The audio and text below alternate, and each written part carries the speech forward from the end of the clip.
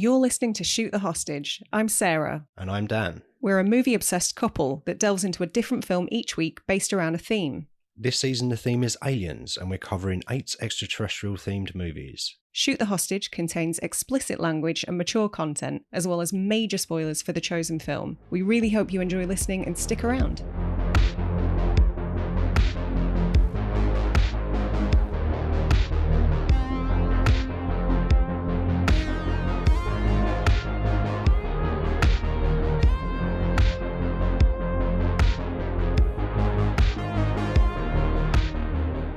So, Season 3, Week 3, it's Week 3, isn't it? Yeah, Season 3, Episode 3. Episode 3, we're covering 2016's Arrival.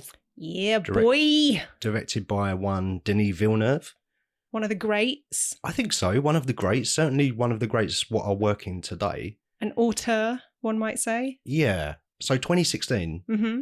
I was very excited to go and see this movie at the cinema. Did you see this at the cinema? I didn't. I watched it on a plane, which was not the ideal environment. The best way to experience an epic sci-fi drama? Yeah.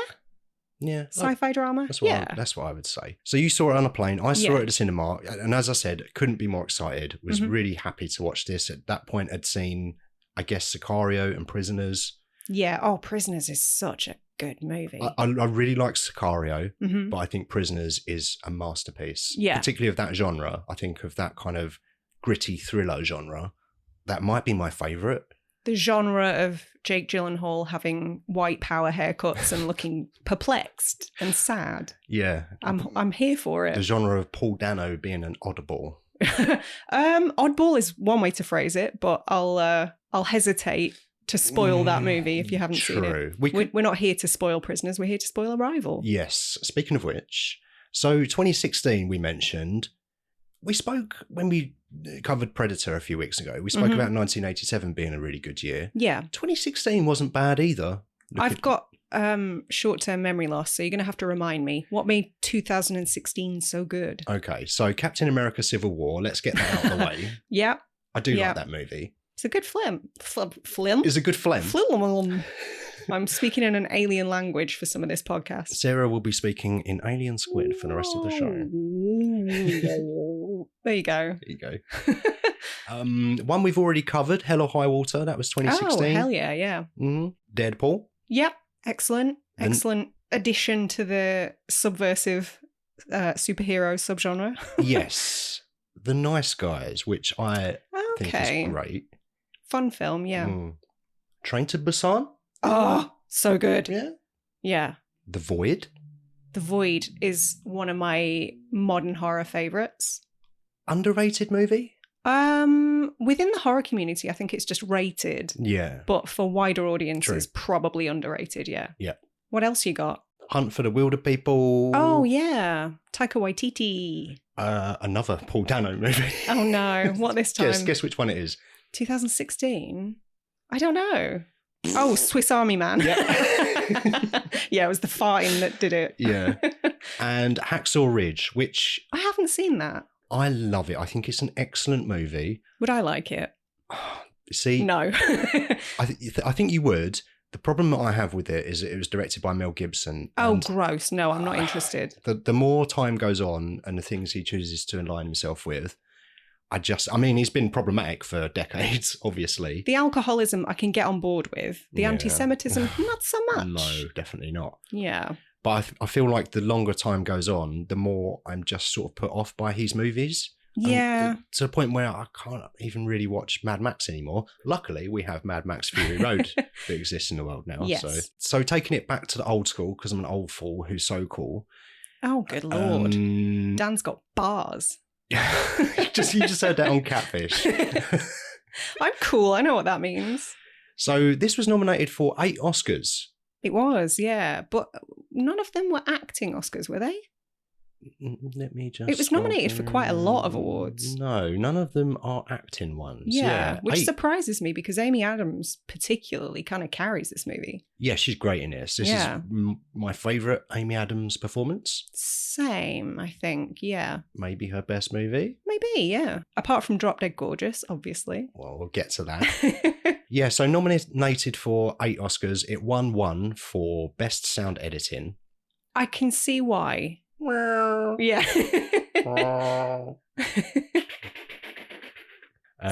Some superb mouth foley there. Yeah, thanks. It was also nominated for Best Picture. Yeah, again, I can see why. Best Director. Yep. Best Film Editing.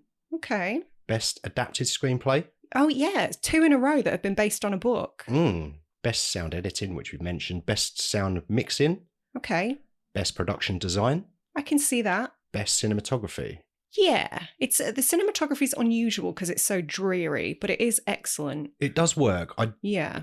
Maybe we'll get to this. I did miss Roger Deakins' influence in this movie quite a bit, but it did still look great. Not to undermine what the DOP did on this one. But I think that year, 2017 Oscars, was the year of La La Land. Everybody loves fucking La La Land. I've never seen it and I don't care to. Do you know what? Like, it's really hard to judge films that you haven't seen. And you shouldn't really. No. But there are some films that I see in the zeitgeist and I just know they're not for me. Yeah, and same. A film about dancing and jazz could not be further away from what I would consider entertainment, actually more leaning towards the torture side of things. Which is curious because you're a big fan of both Emma Stone and Ryan Gosling. I know. And if even they don't sway you to be able to watch it, then there's no hope. And Damien Chazelle as well. I think he makes fantastic movies. Yeah, Babylon was great. Yeah, I enjoyed Babylon. I enjoyed more Babylon. than most. Yeah. The budget for this was 47 million, which okay. is money well spent, I think. Yeah, if you compare it to the mega budget films that have been coming out in the last couple of years, then yes. Yeah, I know. I always think this, like 47 million is a lot of money. It sounds like such an astronomical number, but when you compare it to the 200-300 million that are being spent willy-nilly these days on just studio dumps. Just green screen nonsense. Yeah. Yeah, and green screen is something that Villeneuve has a real issue with. Oh, does We'll probably get into that. It grossed 203 million worldwide, so it was a big success. Yeah. 8 Oscars. Everyone loved it. Oscar noms. 8 Oscar nominations, I beg your pardon. Won one of them, and everybody loves it. Yeah. So before we get into talking about the movie, have you got a little synopsis? I have a very short one from Letterboxd, yes. All right, well, shall I do some filler while you're finding it? No, I have it. Oh, I'm prepared. How dare you? So, taking place after alien crafts land around the world, an expert linguist is recruited by the military to determine whether they come in peace or are a threat. Succinct. We like succinct. Alternative synopsis? Oh, God, here we go. Is this going to be a thing now? I don't know, maybe. It's not as good as my Man and What Fell to Earth one, so don't get too excited. You haven't shoehorned Bowie song titles into this one, have you? No, maybe I should. Maybe that should be the thing.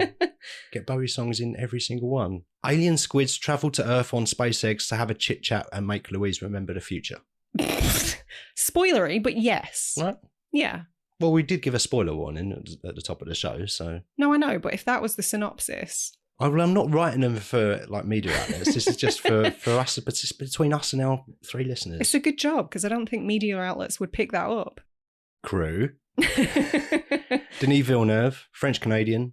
Ensemble, Sicario. Prisoners, which we've mentioned already. Polytechnic. Enemy. I nearly said enema. Freudian slip there. Enemy. Blade Runner 2049. Yeah. The super. Don't you dare. Don't you fucking dare. That's controversial in this house. It's a fucking good movie. It is a fucking good movie, but the original Blade Runner doesn't have Jared Leto in it, so for that reason alone it wins. I think Blade Runner 2049 is better than Blade Runner 1 despite having Jared Leto in it. That's a bold claim, Dan. I know. It's that good.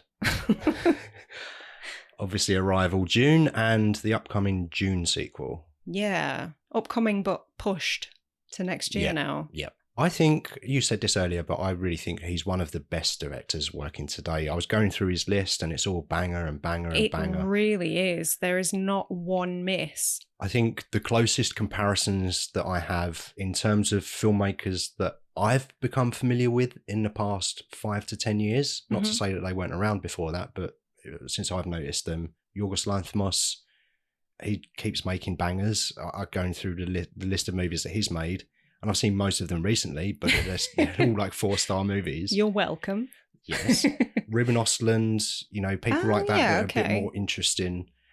And then obviously you've got your classics like PTA and Nolan and all of those people. But I think honestly, like Villeneuve has cemented his place as one of the all-time greats, I think, with some of the stuff that he's put out. Yeah. I mean, I love Paul Thomas Anderson, I do, but I think I like Villeneuve more. Really? Yeah, I think he's got a stronger vision. Yes. I mean, I agree. I'm definitely more of a Villeneuve head than I am a PTA head. I do like a couple of PTA films quite a lot, but I wouldn't necessarily go and revisit them very often. Yeah. Well, I mean, so many of them have like a really intimidating running time. So it's not often I want to sit down and, indulge in a 3-hour movie. Yeah. Written by Eric Heiserer. He adapted the novella into a screenplay. Okay. It was based on a novella. I should have said that first, really, shouldn't I? Do you know who wrote the novella? Yes.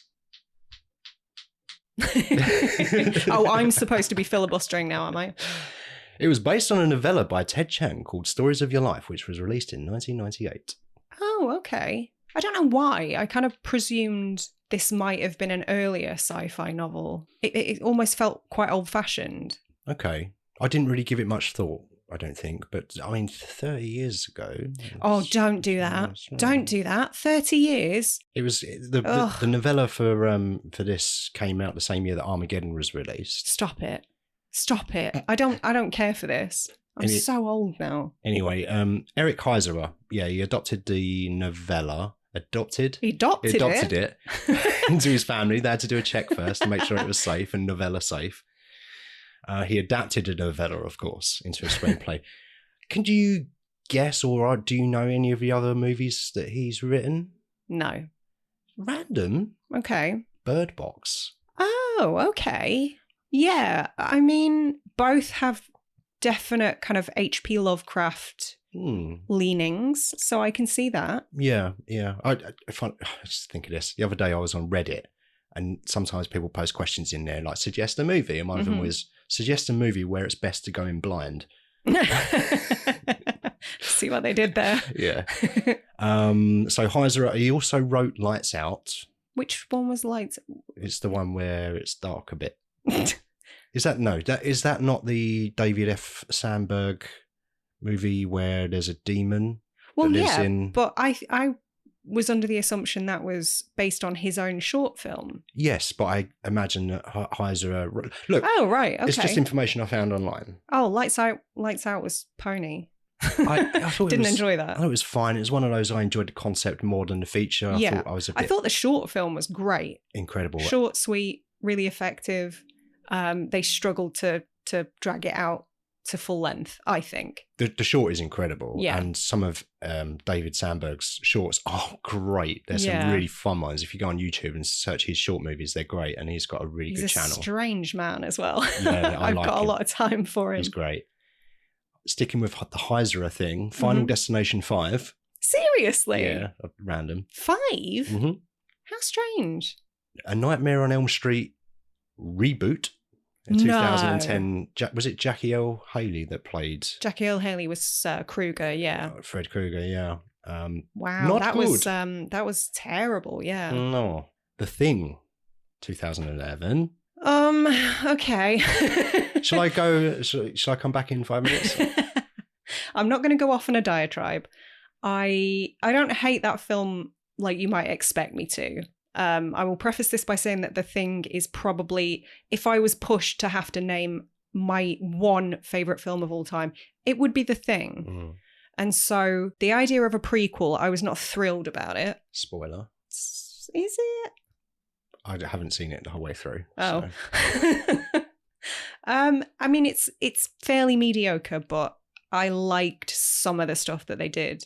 I hated that they did practical effects and CGI'd over the top of it. I think that was absolutely pointless and a real disservice to the practical effects team. But I did like some of the details. I've heard a lot of people say, yeah, you know what? It's fine. That's kind of the overriding opinion I've heard online. It's from okay. People. Yeah, but I can't really have an opinion because, as I say, I've not really seen it the whole way through. He also wrote Bloodshot, which I never saw. Oh no, is that the Vin Diesel one? Yeah. Yeah, that looked terrible. I don't think I've seen a Vin Diesel movie what isn't a Fast and Furious since 2005. No, probably not. His best movie was probably Boiler Room. Or Pitch Black. Oh, Pitch Black. Yeah, Yeah. of course. Although I do really like Boiler Room. But it's been a while. Yeah. That might not hold up. I'd have to revisit that. Corporate Greed? Yep. We can shoehorn that in somehow. Director of photography was Bradford Young. I don't know that name. What's he done? I haven't written that down. Okay. Forget I asked. That'll be in our companion show. Stop. So I mentioned earlier, yeah, I did feel that I was missing Roger Deakins with this, but he's such a master and his films are so visually appealing and just look amazing that I just missed him in this. And because he's got such a good relationship with Villeneuve as well.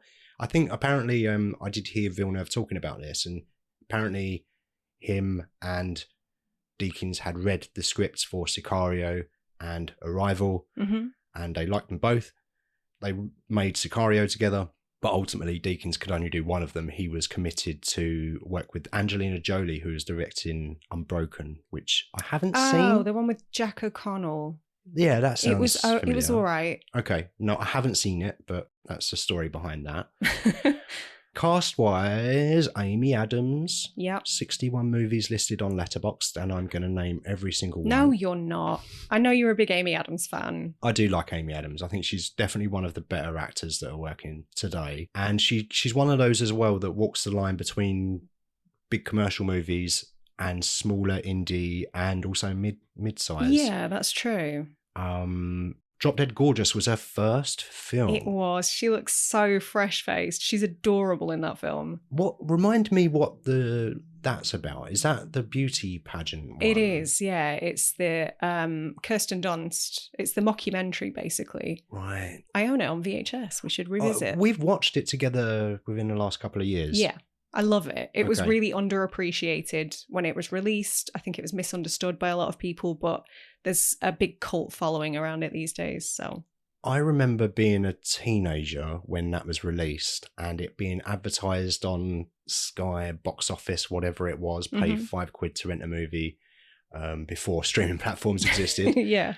And it was very much marketed to like a rom-com consuming audience. So misrepresented. It's got far more in common with the Christopher Guest mockumentaries than like the average teen film. Yeah. For sure. Cruel Intentions 2 she was in, apparently. Oh, God. I don't know if I've seen that. I don't think I have. Catch Me If You Can. Oh, okay. I've only seen that the once. I don't think I knew who she was at the time. The Fighter. Yep. The Master. Oh, great film. Speaking of PTA again. Definitely not about Scientology. It's definitely not. We've changed the name, see?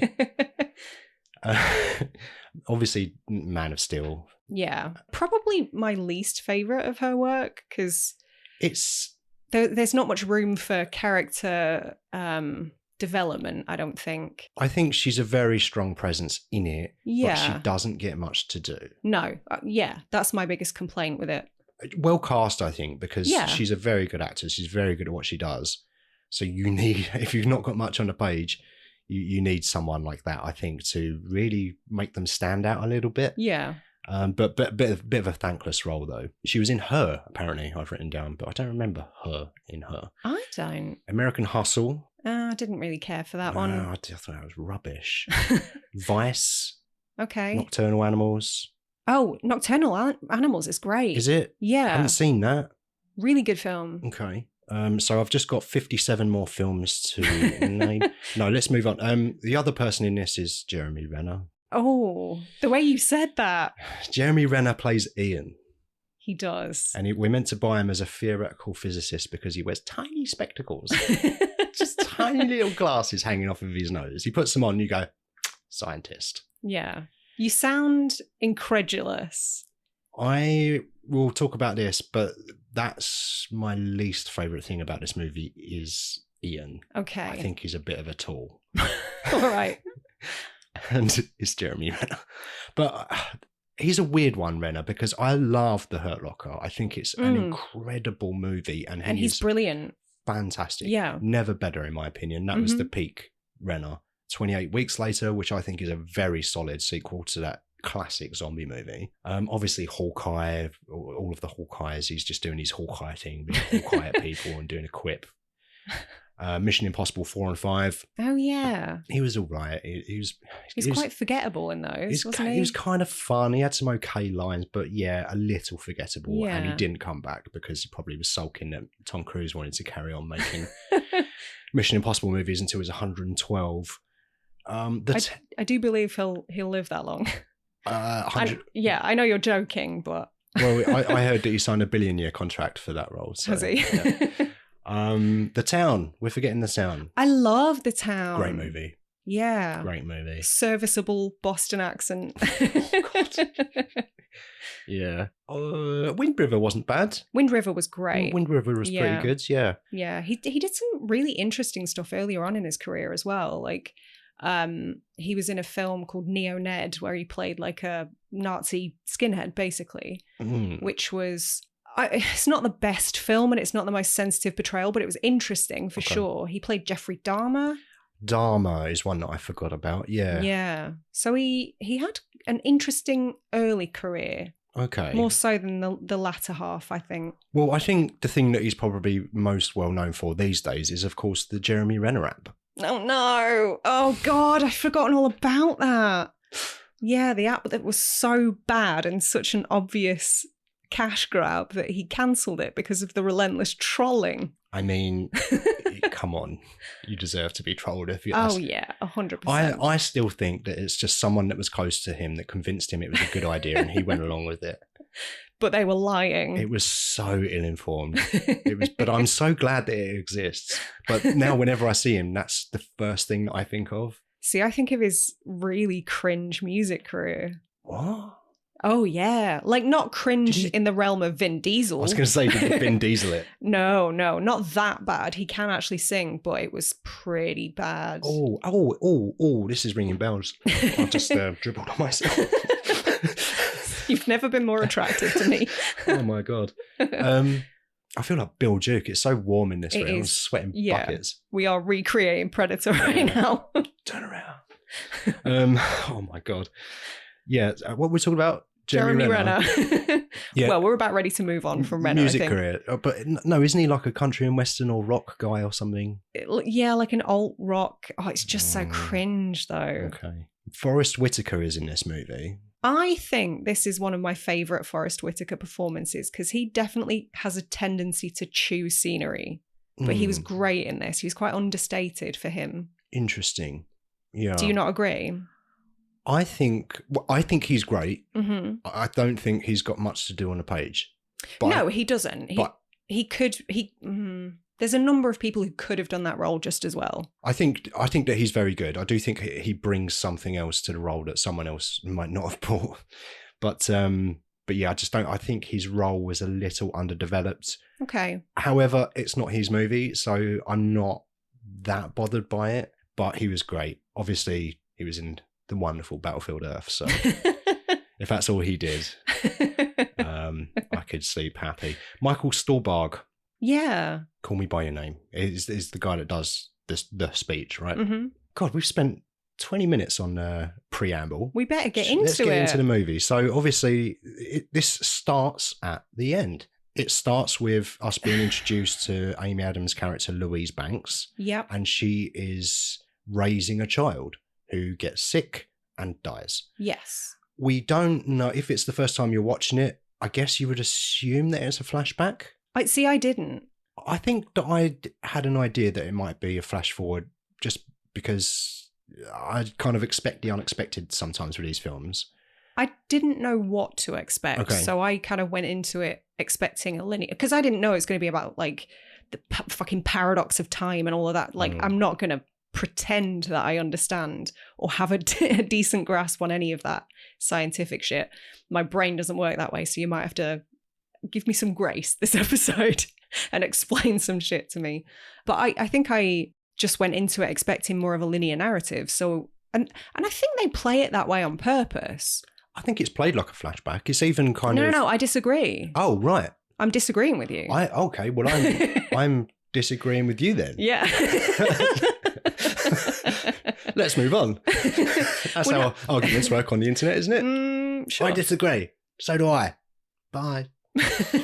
But I thought of it as this tragic thing that had happened, and that kind of informed her character going forward. That's what it felt like on first watch. So you thought it was a flashback? No. You thought it was a flash forward? I thought it was happening. I thought we were introduced to this woman. She had a kid. The kid died. Yeah. And that informed her character because she was kind of a bit of a recluse. Oh, she was single. You know, some of that made sense to me. And I thought, like, she took on this job when Forrest Whitaker comes to see her after the aliens have not quite landed, come close to landing on Earth. So I thought maybe, she's lost her kid. She's got nothing else to lose. So, of course, she'll go and do the job. Okay. So in your mind, then, it started at the beginning and ended at the end. Well, obviously, things get revealed throughout the movie. Yeah, of course. Yeah. Okay, fair enough. So for me, it kind of played like it was trying to make you think it was a flashback. Right. You're smarter than me then. Well, it wasn't. It was a flash forward, but it could have been a flashback, depending on how you perceive time. Oh, God. If you remember the future, is it a flashback or a flash forward? Anyway. I'm already confused. Yes, but we learn that she loses the child, Mm-hmm. and you're unsure of the kind of the timeline of events while you're watching it for the first time. She's a lecturer at a university, mm-hmm. and there's a lot of interesting shots of her walking through the university. And then there's this big news story where all the students are distracted, turn on the news, 12 giant space eggs have landed on Earth, and everyone They're goes hovering home. above it. That's interesting. They're hovering above it. They don't even touch the surface, which is something that you said earlier, which is very interesting because they just turn up and sit there. They don't do anything. Well, so a little bit about that. I read that that was very much intentional. Obviously, it was intentional. It's Villeneuve. Everything's so meticulously plotted. But that was kind of a reveal about the aliens themselves. Like, they've come this great distance, but they've stopped just short, and they wanted the humans to want to make contact enough that they made the rest of the journey. Yeah. Which they did. Yeah, and it's interesting because obviously as the film goes on, the humans have a reaction to these aliens, and they're doing what we do. And it's what you would expect, because humans are the worst. Being giant idiots. But it's very interesting that they don't do anything and don't even touch the planet. Yeah. It did make me laugh, though, when the students ask her to turn on the TV in the lecture hall, which she does, and then proceeds to stand in front of it and block the screen. Which, you know, from an aesthetic point of view, from a filmmaking perspective, looked great. But I did think, you fuckwit. I did really like that part, though. I like that beginning because it's such a long time before we even see any of the news broadcasts or we see any of the ships. Like, the viewer is left in the dark up until a certain point. I really like that we were kind of flying blind until about half an hour in. Well, we never even see them arrive, do we? No. We see Amy, we're introduced to Amy Adams' character, as we've said. Mm-hmm. After the news reports, we see her leaving the university where people are panicking. They're trying to barge by, and there's even like a minor car accident, but she's walking very, very slowly on her own. Mm-hmm. And upon rewatch, I think I've seen it 4 times now. Okay. But the more I see it, the more the first half makes sense to me because she seems very disconnected. Yeah. And that's her arc, isn't it? Because I think she starts the movie being a bit aloof, a bit disconnected. There's that scene after they arrive where she is on the phone with her mum, and clearly there's a disconnection there. She says to her mum, "Oh, you're not watching that silly news channel, are you? That channel's for idiots." A reference to Fox News. It's got to be Fox News, isn't it? She's definitely like laying up some Tucker Carlson in there. But yeah, so she, in my mind, that's telling us that she's not even really very connected with her own parents. Yeah. And I think that's interesting because later on, when she learns about the technology, which we'll get to, she has to make a choice. I think her disconnection is her trying to avoid certain emotions in the beginning, and then she makes a choice that she can't avoid those emotions in order to feel the good ones. Yeah. This all comes part of a package, you know? Yeah. She's got a nice house, can we just say? She's got a really nice gaff. Yeah. But Riverside, Oceanside. It's gorgeous. There's some water by it, and it looks really nice. Yeah. Gorgeous. I would never leave that place. No. That's why she's a recluse. Yeah, and then she goes back, tries to go back to work, but it's empty. There's no one there. There's also news reports saying people are panic buying water and food and stuff, but no mention of anyone robbing toilet paper. No one saw that coming, did they? No. Villeneuve definitely had a better opinion of humans and what they would devolve into. Of all the things, toilet paper. I get it's that. Old news now, but I just every now and again I think about that and I'm like, why? Anyway, yeah, so she returns to the university on her own, no one else there. That's when our mate Forrest arrives, Colonel Webber. Yep. And he plays her a recording of who we find out is the alien creatures. And he says to her, you know, would you like to come and help us try and decode what they're saying and try and communicate with them? And he's kind of playing hardball with her a little bit. He's saying like, come on, if you don't come now, you're going to lose your chance forever and we'll just get someone else. She has got some kind of clearance already because she helped out with some insurgency thing a little while ago. So I think her clearance is still valid. Yeah, there was mention of her having interpreted some Farsi for the government. Right. And I believe those sorts of clearances last either 4 or 5 years. Okay. So rings true then. Yeah. So that makes sense. And I assume that's why he's gone there. But he does threaten that he can walk out and go and get someone else. And she says, oh, are you going to get Danvers? Yeah. And she says to ask him what the Sanskrit translation for war is. Anyway, later on they have another conversation and she says, you know, did you speak to Danvers? And apparently Danvers said that the translation for war is, it means an argument. Right, okay. And Louise says, no, it's a desire for more cows, which is a fantastic piece of dialogue because that is just, she's a linguist. Mm-hmm. This is all about communication. This is maybe the strongest or the most obvious theme. There's a few, like The Man That Fell to Earth last week, there was 100 different themes or things you can think about. In this, there's a good solid 5 or 6, I think. Yeah, I think, and the fact that communication is so important, I think that's the strongest one. Yeah. That's the thing that's running throughout the whole thing. That's the overarching theme, yeah. Yeah. And then she gets on a helicopter and that's where she meets... the scientist. The scientist, Ian, yeah. It's interesting because he's asleep when she first gets on that helicopter. Mm-hmm. And I thought nothing of it first 3 times I watched it. And the 4th time I watched it, because I did think something of it. I thought, that's weird. Was he acting or did he just fall asleep on set? But I thought about it and I thought, actually, you know what? Because he's asleep on a helicopter and when he wakes up, Amy Adams is just sitting there, kind of playing with perception of time a little bit there. Events are happening while you're not conscious. Okay. I just thought that has to be deliberate. Yeah, that makes more sense to me after I had general anaesthetic yesterday. Woke up and an hour was missing. Yeah, because you just become conscious and things have suddenly happened. Mm-hmm. We all experience time differently when we're sleeping every single night. Yeah, and then they proceed to go to this makeshift lab to get onto one of 12 ships and start conversing with the aliens and decoding and communicating, try and figure out what they're trying to tell us. Okay, I believe in the book there were, I think, over 100 ships. Oh, really? Yeah. Ooh. So they really reduced it. And I'm not quite sure, like we had some differing views on this, didn't we? Because I wasn't sure if they'd picked the 12 locations with the 12 best linguists to have the best possible chance. But then if they can see all of time, then they must have known which one would figure it out. So I think your theory about them kind of forcing maybe the 12 biggest military powers to work together, or the 12 countries that had history with one another and, you know, there was some feuding or some conflict in the past, or I don't know. It's interesting though. I definitely am of the opinion that they just wanted to force the humans to work together because the way that they see it from the squid's perspective, we are all children. You're just going to call them the squids. Yeah, like. The heptapods. Like, come on. But from their perspective, and they're correct, we are children, we're infants, we panic and we fear what we don't know, and we react in the way that the humans reacted in the movie. That feels very real to me. Like, that's the way that we would act.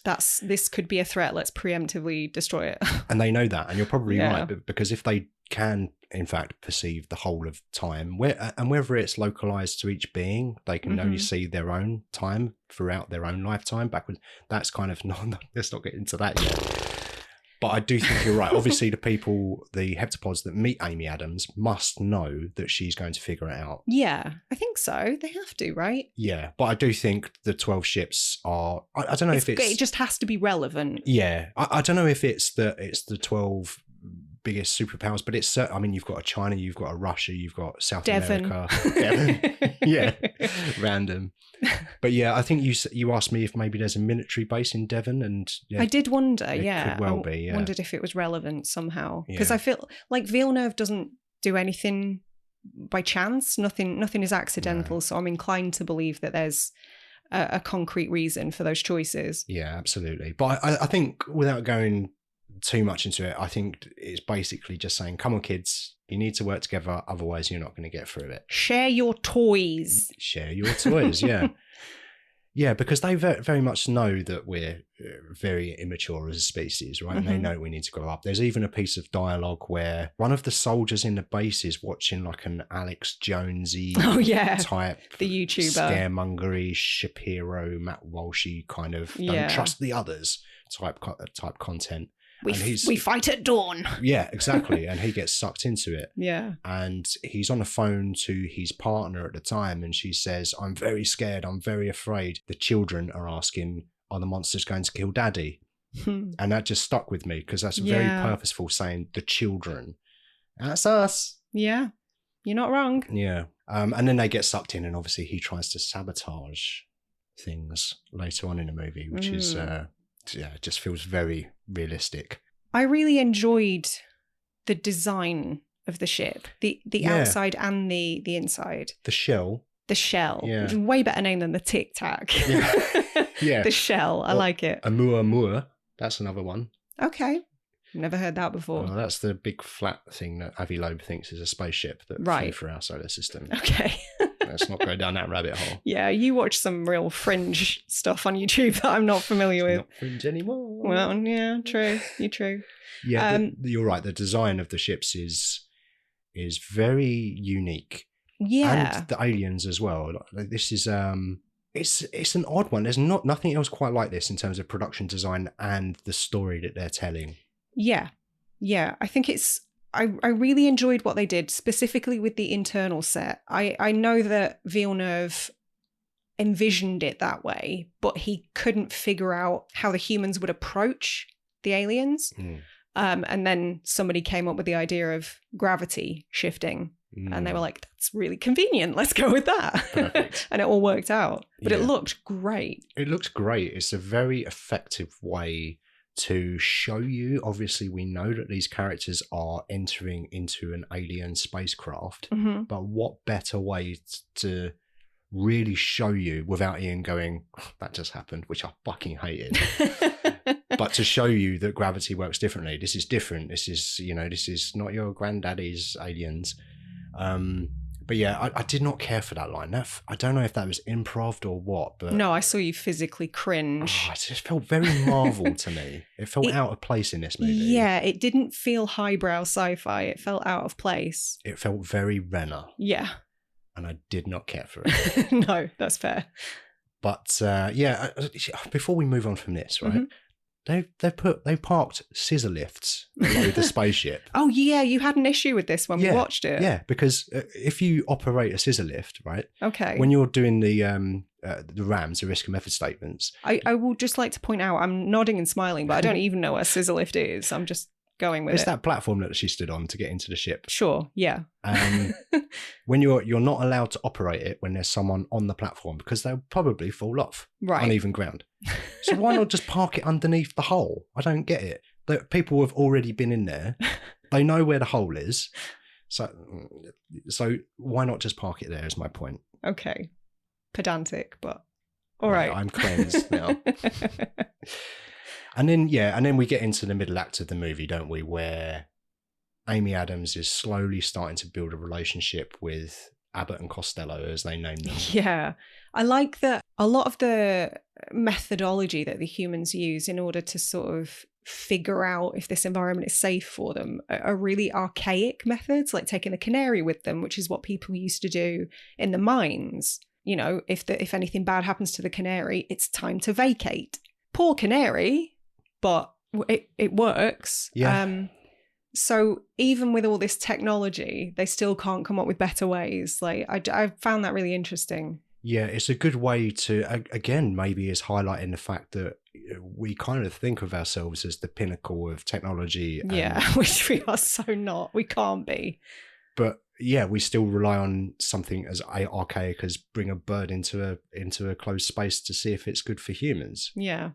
Yeah, it's a really good visual representation of that. Hadn't thought of it that way, actually. Yeah, interesting. But yeah, I think this is my favourite act of the movie, is the middle part where they're talking with the aliens and figuring out, because this is something I've never seen before. No. Either the aliens are inherently good, or they're inherently bad, or they want water, or, you know, or some kind of conflict.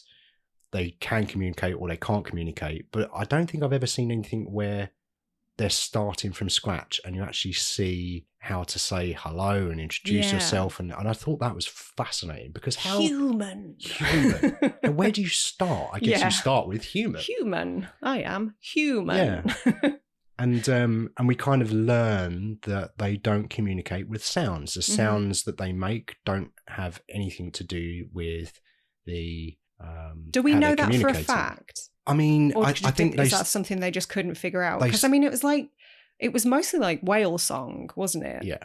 There were a number of like real world animals that were used as the inspiration. Obviously, like elephants were a big part of the physical manifestation of them. But yeah, whale song, which I really, really liked, because I mean, space and the ocean are often compared, aren't they, in terms of how fucking terrifying they are, how little we know about what's down there or up there. We can't breathe in any of them. Yeah, so I kind of really like that parallel. Yeah. I thought that was a good move. I think, I'm pretty sure in the movie they say we don't think there's a correlation between the noises they make and, you know, the images they're producing, which is their communication. Right. I've got a theory that maybe they can't detect sound. Maybe. I don't know. Maybe there's something in the movie that disproves that theory. But I don't know. I had the thought maybe the ink that they're spraying and creating these circle symbols as their method of communication is maybe some kind of really advanced form of sign language. Maybe they could never detect sounds, so they always had to use some kind of visual way to communicate with each other, and it's just that's the way that things kind of evolved. I mean, I didn't see any ears. No, they didn't show us any ears. Lots of legs, but no ears. So I'm going to go with that. I'm going to go that they can't hear a thing. Okay. And that's canon. But yeah, that's where we see the images, which are, again, very unique. Not seen anything like that before. Circles, there's no beginning, there's no end. Do you know it was a fully functioning language that they came up with? No way. Yeah, more than 100 logograms were created. And it was completely functional. They started from the ground up. Blimey. Which is insane. I hope someone got paid well for that. Yeah. They looked a lot like, you know, when you have a cup of coffee and you spill a bit and then you leave it on a piece of paper. That's how they came up with that, isn't it? Ooh, coffee rings. Interesting. Circle. There's no beginning or end or middle. Time goes on. They get to know each other a bit. They're having a good old chinwag for, I guess, about 6 weeks. What I could gather from dates and security footage and news and that sort of thing. I would say about 6 weeks. Yeah, it was a reasonably lengthy process, wasn't it? They were out there for a while. But then I feel like not being able to perceive exactly how long it took is kind of part of it. I would say so. But obviously it's playing with perception of time a lot in this movie. Yeah. So whatever you can do to reinforce that is only going to help the narrative. But yeah, so time passes and Amy Adams' character, Louise, is constantly having to defend her methods, what she's doing. Yeah, they're trying to make her work faster, and it's like, how? Yeah, exactly. She's the linguist, and Renner is the scientist. And Renner's just there. He's there. He doesn't really have much to do because, like, if he's the scientist and he's trying to figure out, propulsion techniques and how they got the technology that they have and all of that stuff. Well, how do you even do that if you can't even communicate? So bring Renner on in 3 months once Amy's done some work. Anyway, what was I saying? Sorry, I interrupted you there. That's my fault. That's right. She's defending herself to Forrest Whitaker. And this is something that's never occurred to me either. It's made me think a lot about language and how important it is. Yeah. And I kind of have known that for the longest time. Obviously, you communicate with people and you want to be respectful. And, well, some of us do. Decent people want to be respectful, and you want to have a good conversation and try and say what you mean. You can't always do it because we all make missteps, and Lord knows my vocabulary isn't the greatest sometimes, but you try your best. It's not perfect.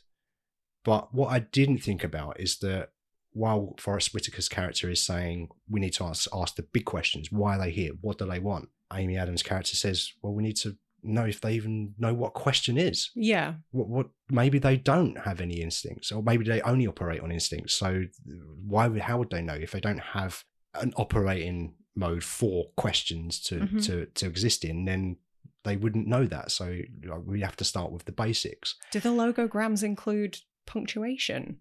Well, I would hope so for your sake. Yeah. But it is interesting though, because if a being can see the whole of their existence from start to finish, you've got the question of free will.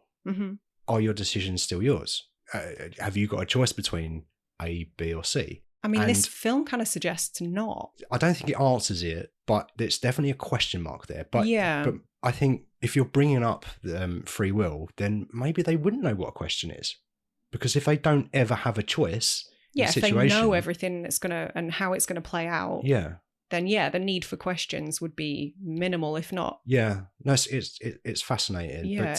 But after they've been talking for a while, she gets pushed into asking the big question, probably earlier than they should have. But there's a ticking clock because it's a movie, and she asks why you're here, and they reveal offer weapon. That's what they say. That's what the translation is. But it's not clear if they know what the difference between weapon, tool, and technology is, because to us, weapon and tool are pretty interchangeable. It reminded me of 2001 with the bone and the very start. The first tool is a weapon. Yeah, and then that's when humanity proper loses it. Yeah, and they're really scared. Well, they make the worst possible assumption. They jump to worst case scenario, which a lot of people would do. But it's fascinating because, as we said, they don't even touch the earth. They create a chamber where humans can quite happily just have a chit chat. They showed no displays of violence. They didn't even harm the canary. No, didn't harm the canary. No. They didn't even graffiti the glass. There was no antisocial behaviour at all. Why would you jump to they're here to destroy us? And the fact is that if they wanted to destroy us, they could have done it without even us knowing about it. Well, exactly. They absolutely had the element of surprise on their side. Yeah. So if they wanted to wipe us out, they would have done that before making contact. Yeah, but it's stupid infant humans thinking, we can be in control if we want. No, you can't.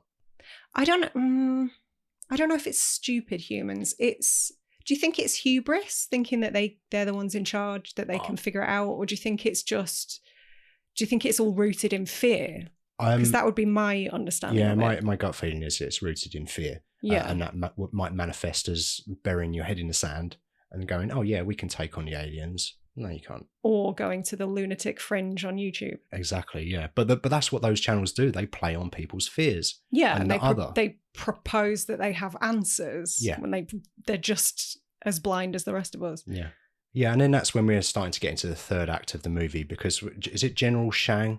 Yeah. Who works for the Chinese military. And we learn that a few other nations will just follow whatever General Shang does. Yeah, he decides that he declares war on the aliens on the basis of them saying offer weapon. Yeah. But the media changes it to use weapon. Did you notice? Yeah. And again, language. Well, that seems like an intentional misreading of it. I think so. That seems calculated. That feels like name your media outlet. I'm not going to say one, but Fox News would change it to use weapon, because we'll get more fucking clicks, won't we? If we say use weapon, let's make everyone scared and then sell everyone magic alien anti-juice or whatever. Yeah, digital outrage is huge. Yeah, it's what sells. Yeah, and then we're heading into the final act of the movie. Yeah, there was, I mean, if we're going right to the end, there was something that I didn't necessarily understand, because obviously we're at the point where they talk about the Sapir-Whorf Interesting. thing. Yeah, I wrote this down. The hypothesis states that the grammatical and verbal structure of a person's language influences how they perceive the world. It emphasizes that the language either determines or influences one's thoughts. Right. So in the trivia for this, it says at one point that all the scientific ideology used is completely accurate. And yet, when I delved a little bit deeper, it seems like the Sapir-Whorf hypothesis was misrepresented. In this movie? In this movie. Oh, okay. Because from what I can, from my very limited understanding, I did a bit of reading online. Please don't take my word as gospel. But from my understanding, that is only a factor with your native language. The language that you are born speaking and become fluent in is what affects your perception of the world, how you move through the world, how you perceive everything. It wouldn't necessarily work the same for a learned language. Okay. So they do take some liberties there, which I'm fine with. So it's like your baseline, the language that you think in, that you dream in. Yeah. Right. Yeah. Which is fine. I'm not mad that they took some liberties there. It works for the film. But yeah, at that point, she does start to dream in their language. She becomes fluent in it, which blows my mind, because how do you even begin deciphering coffee rings? I can't even do Sudoku. The thing is, I can't even spell Sudoku. She begins to learn the language, and she begins to see her future. Yeah. So does that ignite a situation where she's learning much faster and faster because she's suddenly remembering a time in the future where she knows all of the language? I guess so. I know. I know. Big brain shit, man. I mean, that's how you can explain it, because she does learn it very quickly. Yeah. But as we learn that the technology that everyone's talking about is this language, which changes her perception. That is the time. Weapon. That's the tool. That's the weapon. That's the tool. That's the thing. Mm-hmm. And they need humans to learn this, because in 3,000 years' time, they need our help. Yes. Which is not mentioned in the book, apparently. It's more vague, their reasons for coming and sharing this information with us. But yeah, she begins to see her future, and she begins to piece together, or she doesn't quite believe it until the end of the movie. Yeah. But she does say to the aliens, "Who's this little girl?" And the aliens respond, "Louise sees future." Yeah. But yeah, I don't think I realized on first watch that the scene where she's talking to General Shang at some black tie event, some gala, and she seems confused because he's saying, "Oh, you made the call to me, you put this in motion, you saved us." And she looked really confused, but I hadn't realized that was the flash forward. That was her seeing forward in time at that point and realizing, oh fuck, this is what I have to do. Yeah, I think that's maybe 18 months in the future. Yeah. I don't know where I've got that number from. But there was, I don't know if you noticed, there was a flag in the background with one of these symbols on. There was draped. I didn't notice. As part Interesting. Of the set decoration, yeah. But it was quite blurry. You can see it. But yeah, I think it's some 18 months on, and she is very confused. And General Shang says, "I think I'm supposed to show you this, my phone number," because he says, "You called me." Yeah. "But I don't have your number." "Well, there it is. Yeah. I'm showing you now so you can remember it 18 months ago. What? Yeah. Yeah. Yeah. Do you know one of the things that she says, because basically something that I thought was quite a nice touch is that when she's speaking Mandarin on the phone, we don't have subtitles, which is an interesting choice, but one that makes absolute sense within the context of the film. Like, we're supposed to be a bit in the dark, but apparently one of the translations was, "In war, there are no winners, only widows." And that's the thing that kind of clinches it. That's what apparently General Shang's wife had said to him on her deathbed. Yeah. She repeated those words. And I guess it was one of those situations where no one could have known this, and that's what convinced him. Mm-hmm. He does seem to change his mind very quickly. Go from, "Let's kill them all," to, "I seem all right." Yeah. Benevolent, but good. Story. Yeah. And it works. It works in the narrative of the movie. And it does. And it's quite a quick wrap up from that point. But there's a lot of revelations in that.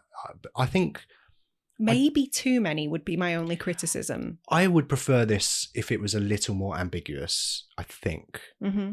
I love the middle act of this film. I think it's the strongest. Yeah. I would happily watch another 40 minutes of Louise talking to Abbott and Costello. Yeah, that was really compelling. It was great. It was so original, not seen it before. The set design as well. I think most of the budget went into that set. I mean, they must have. Yeah. I think I heard that Villeneuve said on an interview that just the amount of lights that they needed in that scene was insane. The VFX work is great. Yes. I love the creature design. It's just so different. And I think this is a pretty great movie. I have a little bit of trouble connecting with it as much as I would like to. Is that on an emotional level because of the start is the ending, is the start is the ending? Is it that bit, do you think? I don't really know. I have problem figuring out. I do love it. I think it's a really good movie. And with more and more watches, I'm appreciating it more and more with the craft and even the seemingly small decisions which fit in with the narrative of the movie. And just the attention to detail, like on the whiteboard, kind of at the midpoint, the just shit that's in the background could be anything. But of course it's relevant because it's Villeneuve. It's the formula for entropy. Right. Which obviously the arrow of time, all plays into this same central idea. And I guess proves Renner's worth and why he's there. Oh no, we could have got someone else. We could have got Adam Driver as Ian. What's his face? Anyone but Renner is what is. I don't know. I don't see Adam Driver in that role. No. I think he's great. Don't get me wrong. And I would prefer somebody other than Renner, but I don't see Adam Driver. Did you know that the score in the last scene is a musical palindrome? A musical palindrome, you say? Yeah. I did not know that. Which I love. I loved that. How, in a way that the notes end the same way that they start, like the combination? Oh, yeah. Fascinating. Because obviously they mentioned that her daughter's name, Hannah, is a palindrome. But yeah, even it goes as far as the music. I think I just figured out why Jeremy Renner was cast. Renner is a palindrome, yeah. That's the only reason. Yeah. Oh, fascinating. No, I did not know that. And that is a very beautiful piece of music. Was not made for this movie, but was incorporated and used within it. Right. Oh, yes, I read that because for that reason, it wasn't eligible for an Oscar nomination. Yeah. It's a beautiful piece of music and I love it. And I think that maybe that is the reason that I have any emotional connection to it at all. Right. Obviously, music is there to do that and it's doing its job. For me, it's doing a lot of heavy lifting. I think this is fascinating and it's expertly made. And Amy Adams is incredible. I don't know, maybe it's a parent thing. I'm not a parent. I don't like children. I don't want them to die. But yeah, I do. I'm missing something. Well, all right. So the book was a little bit darker because obviously the crux of that emotional, the heart of it is that she can see the future. She can see all of time laid on top of one another. And she makes the choice to couple up with Renner and have this child anyway, knowing that the child's going to die, which is why he leaves her. But she decides that a few years is worth it. But in the book, apparently her daughter dies at 25 and it's implied that it's in a climbing accident. So completely preventable. Yes. And yet she still allows it to happen. So there is a definite darker tone in the book from what I've read. Yes, there is a definite switch. It's probably the right call for the movie. Well, my question to you was going to be, what would you have preferred? I think the book ending. Yeah, me too. And the reason I say that is because I think it's a more interesting ending. It's a more existential ending because I think you're saying you're accepting whatever life throws at you and you're not going to interfere with it because you can't really change it. But that's suggestive that we don't have free will then. Well, yeah. Let's not think about that too much. No, it's too hot in here and I'm dripping. This will spiral into depression very quickly. But yeah, there's so much about this film that I love. Like the heptapod ships, the what do they call them? The shell, that's based on an asteroid called 15 Eunomia. Okay. There's a few references to Carl Sagan and Contact in particular, which I know you're a fan of. Carl Sagan, yeah, he wrote that book. Mm-hmm. Yeah, Renner quotes him at one point as a location that's mentioned in his work that was visited in this film. Like, there's a lot of nods going on that would normally like fly under the radar unless you know what you're talking about. So it's just put together so beautifully and so carefully crafted that, I mean, you've already said, like, the craft involved is, we're not worthy. Yeah. Wayne's World, I'm bowing. Yeah. We are not worthy, Villeneuve. Also, the siren from The Purge is used. Oh, is it? Yeah. The very same? Yeah, the exact wow. same siren. Yeah, no, it's an incredible movie. I don't know how many times we need to say it. I just am lacking that little bit of emotional connection to it. And, you know, I think I enjoy Interstellar. I have way easier time connecting with that. It's funny because I was going to say this at one point. I know you love that movie. I preferred this one. I prefer Arrival. I can see that. Interstellar is not for everybody. I prefer I think it's a good comparison because the ending of that movie, maybe let's not spoil it, but there's something in the third act of that which a lot of people have a problem with. But I think it's a very good visual representation of a concept that we really cannot grasp. And I agree. I think within that is the similarity to the way that the heptapods and now Louise experiences time. I find it curious that you connect emotionally better with Interstellar because I find that to be way more schmaltzy. Yeah. Far more sentimental. Yes, I agree.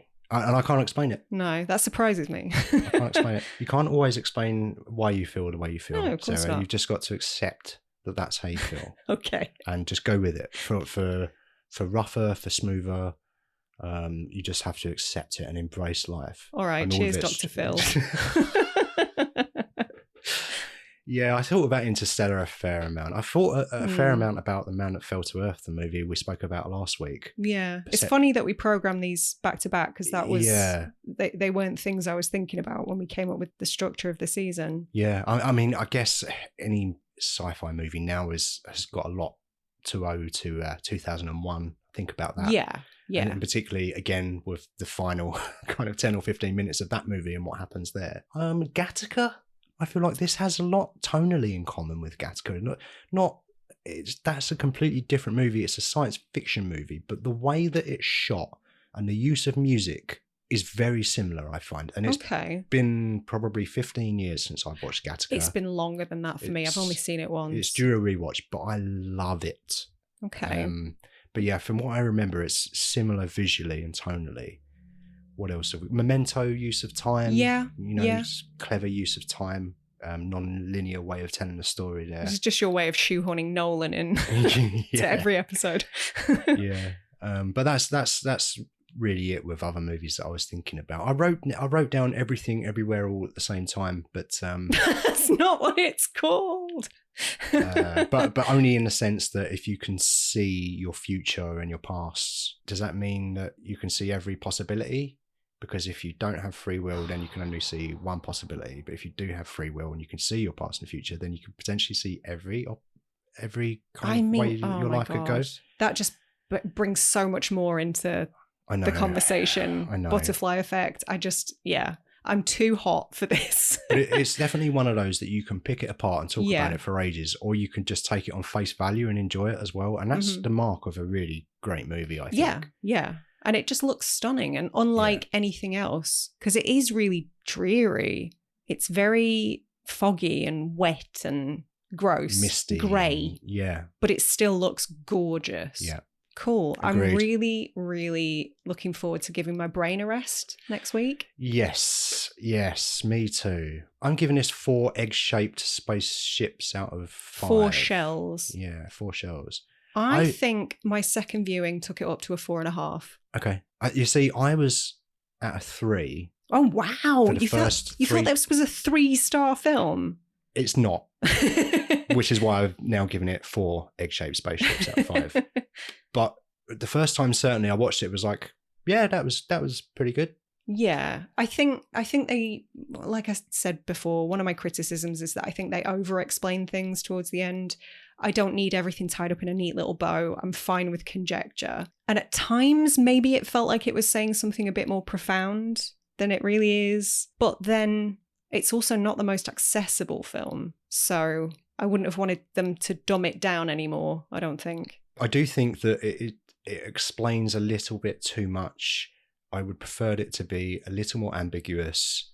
I would maybe add 40 minutes on, although this does have a really good pace to it, I think, this film. It's so breezy. It's such a quick 2 hours. I think so too. So maybe adding time on is not going to work, but I just was so intrigued by that middle section of the movie that I could have watched another 40 minutes of that. Mm.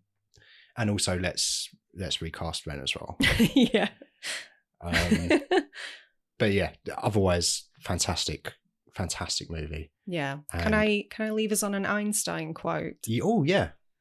The distinction between the past, present, and future is only a stubbornly persistent illusion. I like that. I like Einstein. Do you? Yeah. Smart. Was he? Hot take. Smart. Watch this space. He's going to do some big things. I guess all there is to do is announce what we're doing for the next episode. I'm going to throw it right back to you because it's one of your favourites. Starship Troopers. Yeah, this is why our brains are having a rest. Would you like to know more? Thanks so much for listening. If you've enjoyed the show, don't forget to subscribe and leave us a review wherever you listen to podcasts. You can stay up to date with us on Twitter, Instagram, or TikTok at @STH_pod or support us on Patreon. Everything will be linked in the description.